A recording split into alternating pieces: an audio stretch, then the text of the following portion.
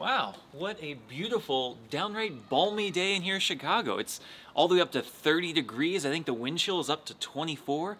Can hear birds chirping, kids playing in the park. Man, this is amazing. Nice overcast skies. When you consider there was 9 degrees last week, man, I feel like I should be going swimming.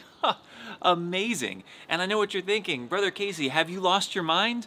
And I would say we're getting close. Because frankly, I am not designed for this weather. This is not my natural habitat. I am a friar, not a freezer. And if I stay here much longer, this is December, we got the whole year, I might go crazy. I gotta get out of here. I gotta get somewhere else. And luckily, I have an idea. You see, I watch a lot of YouTube, and these vloggers, they've got these cool tricks where they just, snap their fingers and they end up somewhere tropical, somewhere beautiful. I don't have quite the budgets they do, don't have quite the subscribers, but I think it might work. So, let's see. All right, just palm trees. Palm trees. Good thoughts here. Ready?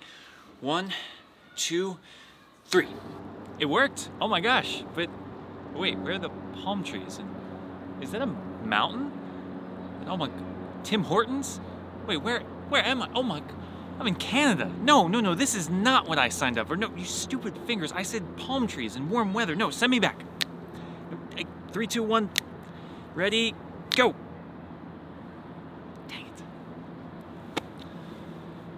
Well, shoot. But you know what? The sun's out, and it's actually kind of warmer than Chicago, so I'll take it.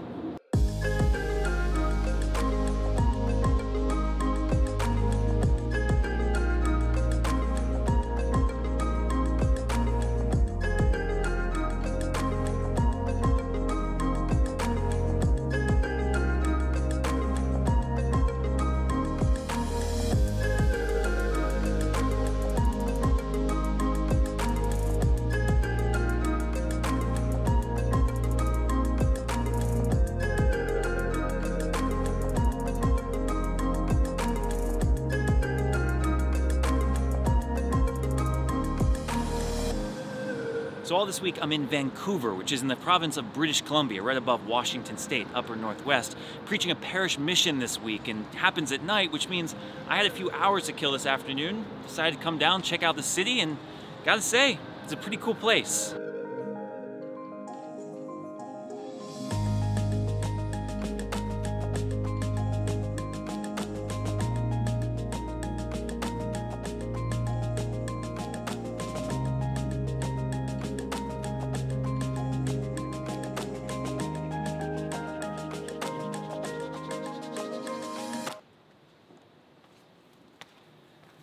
But as cool as the city was, this is the place to be, at least for the next 3 days. Welcome to Our Lady of Good Counsel Catholic Church.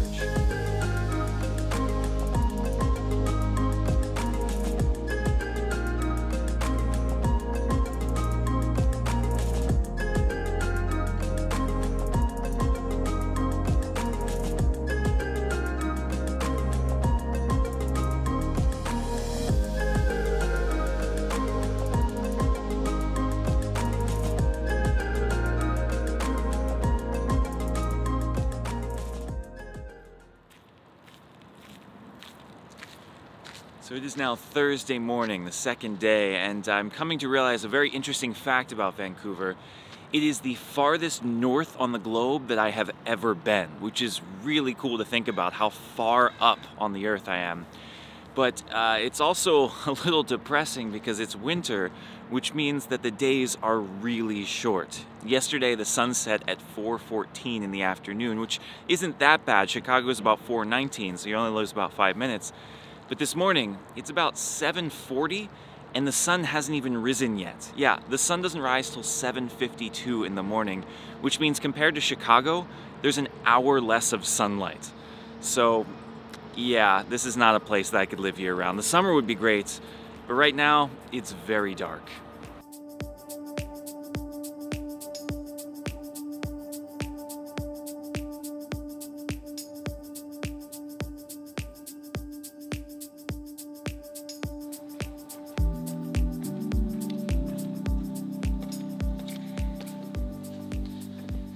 So while I've got a few minutes this morning, I want to share a little bit about why I'm here, because as much fun as it is to snap your fingers and teleport to Canada in December for the better weather, as we all want to do, I am actually here for work. This parish has invited me to give an Advent mission, a reflection, under the topic, Lord, what do you want of me? And I think it's a really interesting question, but kind of a difficult one because, in my opinion, the Lord wants everything of us. And that doesn't make for a great mission. So I've decided to break it down to three main topics. The first thing is that the Lord wants us to be with Him. Before we can go out and change the world, build up the kingdom of God, and perform extraordinary deeds, we have to ground ourselves in prayer, in the relationship of being with Jesus Christ and learning from Him. We go to prayer not simply to ask for things, but to change ourselves, to make ourselves more like God, grounding us in who we truly are and what we need to do. Before we can go out, we need to ground ourselves in this one foundation, the most important thing that we could ever do. Second, the Lord wants us to be like Him, to be Christians, truly Christ-likes, those who go out into the world and bear His image. And in order to do this, we need to understand who He is and what He did. And as much as we think about Him as performing miracles and doing extraordinary things, I think the essence of who He is and what we're supposed to imitate is the fact that He was humble, the fact that He went to the outcast and welcomed them in, and that He led through powerlessness. And finally, the Lord wants us to be for Him. Jesus came on a mission, a task of building up the kingdom of God. And even though He ascended into heaven, He sent His Spirit upon us at Pentecost and commissioned us to continue to build up that kingdom, to continue His work and to grow upon it. We are called to live with charity, with justice and evangelization for the sake of the world. Jesus is still with us and He wants us to work on His behalf. All the extra smalls, and they're washing the walls. I know. So lest you think that I come on these big trips and just give 3 talks a night and have the day free to do whatever I want, show you that I'm here at a parish during the day for a school mass. There's a high school right next door, so there's about to be about 400, 800 students, I don't know, and I'm preaching here. Tomorrow I'm going to be doing the same thing, but also visiting some classrooms and giving an hour talk. So we fill up the day, we do as much as I can, and I love seeing the students, because really if we're talking about vocations and discernment, those are the people we got to talk to. No offense, you 70-year-olds, love talking to you too, but I love mixing in these other events while I'm here. So that was fun. Turns out it was about 800 people, not 400, and the church was packed. You can see them all scurrying away very loudly because now they're excited because they get food. But good news, I also get food because they've invited me to do an extra thing. I get to go meet with the vocation group, so we're going to have a talk then, but there's food provided, which is really the reason why I'm doing it. So I can't really show that because they're all underage and YouTube doesn't like that, but you can imagine we're going to have a great conversation. Catch you in a bit. Alright, I just had to share this. I'm in Canada, so, you know, when in Rome, some Canada Dry, of course, and it's cranberry ginger ale, because why not? Because we're having a Christmas Thanksgiving dinner. That's really loud. I don't know if you can hear any of this, but high schoolers, can't control them. You know, for being unplanned, that was pretty fun and really productive. We had maybe 15, 20 students just eating lunch pretty casually, and they were asking me questions. There were some good questions. You know, what the nature of suffering was. You know, why does God call us to certain things? How do we know what God's calling us to? And some even discernment questions that people might be interested in the friars or being a sister. So I would say this is why you remain open. You keep your schedule open because things like this can come around. And this is why I get to do what I do. All right, welcome to Friday morning, day 3, and the second high school. I'm about to give a talk here to very rowdy students. It's a Friday at the very end of the day. Do you think I'm going to get any attention from them? Hopefully we will, because we're talking about discernment. What do we want? What does God want from us? How do we respond to God's call? All important things. Wish me luck. I don't know. See you in a bit.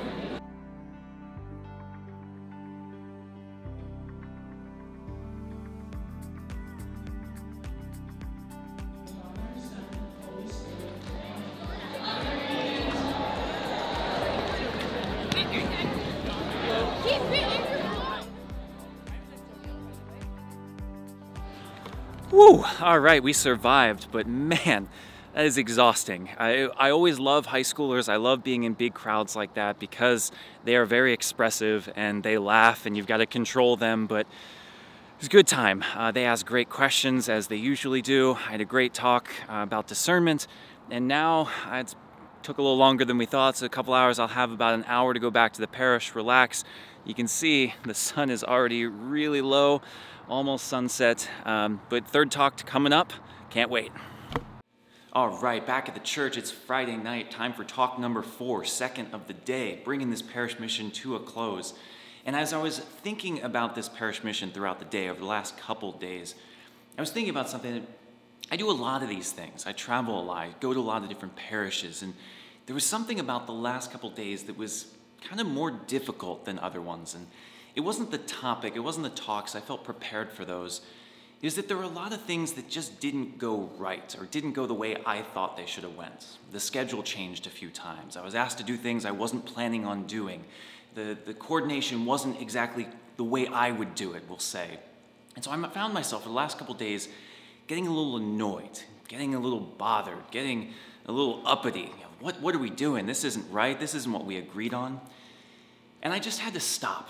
I stopped myself this afternoon and just say, practice what you preach. I tell people all the time that Christian life isn't about the extraordinary things. We're not called necessarily to be martyrs or to save the world or do things that'll write books about us. But often, Christian life is about the small things, about having patience in difficulty, about doing things we don't necessarily want to do, about laying down our lives in the smallest things, going with the people we don't want to go with, showing love with the people that don't make us feel comfortable, going with the flow when things aren't the way we want. And I just had to stop myself and kind of, slap myself in the face like, hey, wake up. What am I really complaining about here? That I got to preach at 3 extra masses I wasn't planning on? Awesome, I love to preach. That I got to go speak to a high school and talk about vocations? Yeah, that's something to complain about. That I got to go see a cool city and have a couple hours walking around things I didn't plan on doing. It's pretty awesome.